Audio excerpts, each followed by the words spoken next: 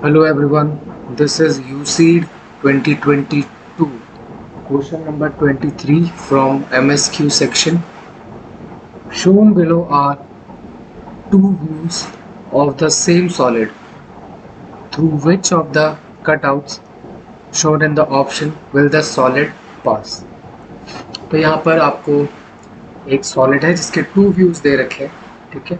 The first view is this and the second view is this. और नीचे आपको options में कुछ कटआउट्स दे रखे हैं राइट. ये एक तरीके से एक वॉल है और इसमें ये कटआउट्स हैं. तो बेसिकली आपको इस जो ऑब्जेक्ट्स है, ये जो सॉलिड है, आपको ये बताना है कि ये जो सॉलिड है ये इन चारों में से किस कटआउट से पास हो जाएगा, मतलब उसके पार चला जाएगा. ठीक है, आप इसे कैसे भी रोटेट कर सकते हो, राइट. किसी भी डायरेक्शन में आप उसको रोटेट कर सकते हो, मूव कर सकते हो, वो आपके ऊपर है. बट उस हिसाब से आपको इन कटआउट में से इसे इसके पास करना है, मतलब इसके आर पार से जो सॉलिड को लेके जाना है. तो वो बेसिकली आपको इस क्वेश्चन में जो है बताना है. ठीक है, तो फर्स्ट आप देखोगे जब ऑप्शन ए जब आप देखोगे तो वो क्लियरली मतलब समझ में आ रहा है कि ये जब आप इसको इसी डायरेक्शन से जब आप उसको लेकर के आओगे तो ये जो पोर्शन है आपका, ये वाला जो आपका पोर्शन है, ये वाला एग्जैक्ट, ठीक है, तो इसमें से पास हो जाएगा. यहाँ से फिर इसका ये जो एज है, एंड जो है इसका, वो पैरेलल लाइन पे होगा. ये यहाँ से आपको पीछे ज़रूर दिख रहा है, बट जब आप इसको इस तरफ से इसको मूव करके इससे पास करेंगे तो ये वाला सरफेस और ये वाला सरफेस जो है वो एक ही लाइन पर होंगे. ठीक है, तो इस हिसाब से ये यहाँ से पास हो जाएगा. ठीक है, और ये जो कॉर्नर वाला जो लास्ट में जो क्यूब बचा है वो यहाँ से पास हो जाएगा. ठीक है, आप इसकी हाइट भी चेक कर सकते हैं. जैसे 1 क्यूब है तो 1 2 3 4, तो टोटल जो आपका सॉलिड है उसकी हाइट जो है वो 4 क्यूब होनी चाहिए. 1 क्यूब के 4 टाइम्स होनी चाहिए. तो ये आपका 1 क्यूब है. ठीक है, इसका सेकेंड टाइम ये हो गया, ठीक है, थर्ड टाइम ये हो गया, फोर्थ टाइम ये हो गया. तो इस हिसाब से आप इसकी जो हाइट है वो कैलकुलेट कर सकते हो. तो ऑप्शन ए जो है हमारा वो क्लियरली इसमें से पास हो सकता है. अब आप ऑप्शन बी पर आओगे तो ऑप्शन बी देखो, ऑप्शन ए के जस्ट सिमिलर है, बस यहाँ पर एक ही क्यूब नहीं है. ठीक है, तो इसको किसी भी तरीके से यहाँ से पास ऑन करना बहुत मुश्किल है. हम इसको इस सॉलिड को कैसे भी हम रोटेट कर लें, कैसे भी मूव कर लें, पर ये यहाँ से नहीं हो पाएगा क्योंकि ये वाला जो क्यूब है, ये क्यूब प्रॉब्लम करेगा. देखो यहाँ पे तो ट्रायंगल है, हमें दिख रहा है कि यहाँ पे ट्रायंगल है. ठीक है, तो एंगल तो ऑब्वियसली पहले वाले की तरह ही रहेगा. इसी डायरेक्शन में हमें इसे मूव करना होगा, या फिर इस डायरेक्शन में अगर हम इस सॉलिड की बात करें तो उस केस में ये जो क्यूब है ये प्रॉब्लम करेगा. इसको ये जो है पास नहीं हो पाएगा. ठीक है, इसके अलावा अगर आप सोच रहे हो कि हम इसको इस डायरेक्शन से मूव कर लें, ठीक है, तो उस केस में भी आप देखोगे यहाँ पर कोई ऐसा ट्रायंगल नहीं बन रहा, ऐसा एक ट्रायंगल नहीं बन रहा जो ये वाले ट्रायंगल से कंप्लीटली पास हो जाए. तो इस केस में जो है ये क्यूब प्रॉब्लम करेगा. तो ऑप्शन बी जो है आपका एलिमिनेट हो जाएगा.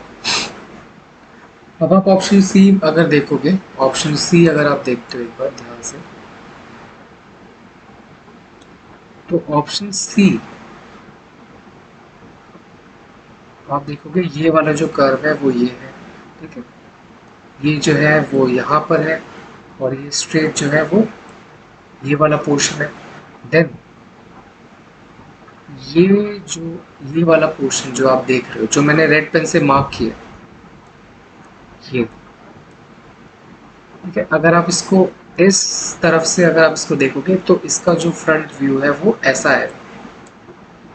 तो अगर आप इसको इस डायरेक्शन से पास करते हो तो क्लियरली ये सी से जो है पास हो जाएगा, ए से भी पास हो जाएगा. अब हम आते हैं हमारे लास्ट ऑप्शन पे, ऑप्शन डी पे.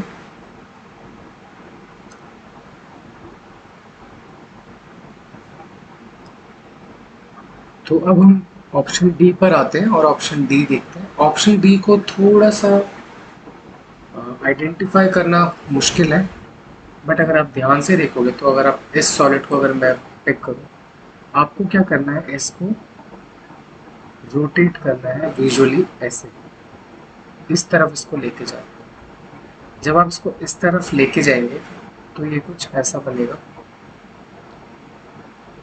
यहाँ से ये ऐसे हो, ऐसे होगा, ठीक है।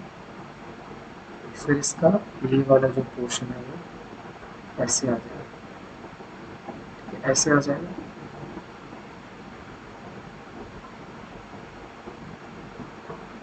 देन इसका जो ये वाला पार्ट है वो ये वाला जो पोर्शन है, ये वाला पोर्शन फिर यहाँ से ऐसे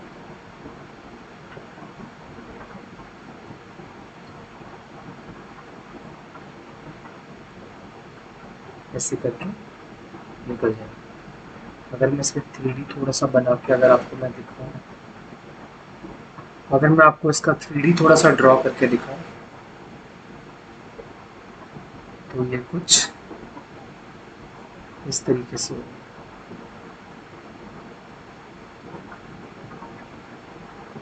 ऐसे। जब आप इसको जब आप इस सॉलिड को इस तरफ मूव करोगे, उल्टा कर दोगे, तो ये कुछ ऐसा होगा, ठीक है।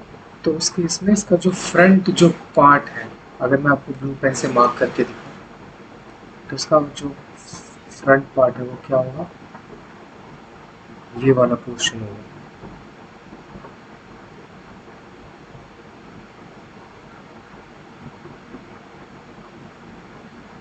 ये वाला पोर्शन, ठीक है। तो ये जो पोर्शन आएगा आपका, ये वाला पोर्शन बी में से क्लियरली पास हो जाएगा। अगर आप लोगों से क्वेश्चन नहीं हो पा रहे तो इसका मतलब ये नहीं है कि आप इन क्वेश्चंस को सॉल्व नहीं कर सकते। आपकी जो विजुअलाइजेशन जो एबिलिटी है वो थोड़ी सी वीक है, और क्वेश्चंस को सॉल्व करते करते ये आपको आ जाएगा, ठीक है। बस एक चीज़ जो आपको बिल्कुल नहीं करनी इन क्वेश्चंस को सॉल्व करते वक्त, कि आप आंसर्स मत देखिए चाहे कुछ भी हो जाए, क्योंकि अगर आपने आंसर्स देखे तो जो आपका जो माइंड है जो स्ट्रगल कर रहा था उस क्वेश्चंस के साथ, जो उन क्वेश्चंस को विजुलाइज कर रहा था, ट्राई कर रहा था बार बार, आप उस जो लर्निंग प्रोसेस को है वो रोक देते हो, तो आपका जो ब्रेन है वो उस स्टेज तक पहुंच नहीं पाता कि वो कॉम्प्लेक्स चीज़ों को भी माइंड में विजुलाइज कर पाए। तो ठीक है, अगर आप लोग प्रैक्टिस कर रहे हो एग्ज़ाम की अपने घर पर या कहीं पर भी, तो एक मेरा सजेशन आप लोगों को ये होगा कि प्लीज़ बिल्कुल भी आंसर्स ना देखें, कितना भी आपको टाइम लगे आप उसको सॉल्व करने की कोशिश करिए, ठीक है। आप अपने आंसर्स लिखवा करके पेपर पे किसी और से चेक करवा लो, वो ज़्यादा बेटर है, बट खुद कभी चेक मत करो, ठीक है। क्योंकि इसमें क्या होगा कि हो सकता है कि आपको ऐसा फील आएगा कि मेरी प्रिपरेशन अच्छी जा रही है, मेरे आंसर्स ठीक आ रहे हैं, पर एग्ज़ाम्स में ये जो है बिल्कुल भी रेक्टाफिकेशन वाला एग्ज़ाम नहीं है, ठीक है। ये प्रॉपर फ्रेश क्रिएटिव माइंड्स वाले बच्चों के लिए एग्ज़ाम होता है कि आपका दिमाग कितना तेज़ है।